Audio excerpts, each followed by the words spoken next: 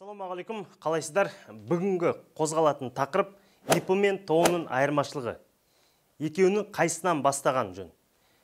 Тендер саласына кіру үшін неден бастаған тиімді? Қайсысы оңай болады? Қысқаша түсінік берек, қатты бір айырмашылық жоқ. Негізгі айырмашылықтар мынада. ИП ол жеке инімізді кәсіпкер ретінде тіркеу. Өзімізге кәсіпкер деген статус беру. ТО-да бөлек бин болады. Өзіміз учредитель, өзіміз директор болып қызмет атқарамыз.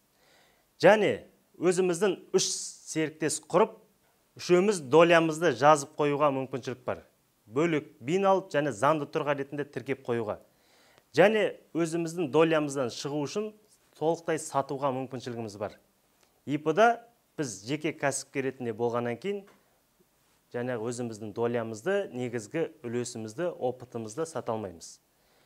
Қанша табыс таптық, содан отчет жабамыз. Екеуінде бірдей упрощенный деген режим бар. Яғни жеңілдетілген. Бұрын қалай болды?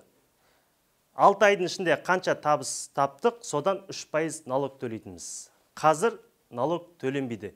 2020-дан 23-ке дейін мораторий жариялады. Жеке кәсіпкер, енді бастап келе жатқан кәсіпкер ешқандай налог төлемейді. Бірақ төлейтін қандай түрлері бар? Ол социальный отчет, пенсионный және медстраховка. Осы үшеуін төлейтін боламыз. Оны 42.500 бен алған кезде минималды жылына 100.000 теңге ғана налог төлейміз. Негізгі айырмашылық осыда. Қайсыдан бастау керек дегенде өзіңіз қалайсыз енді? ИП немесе ТО. Барлықтарыңызға сәттілік, Қазақстанның дамуына үлес қосу үшін кәсіпкер болыңыз.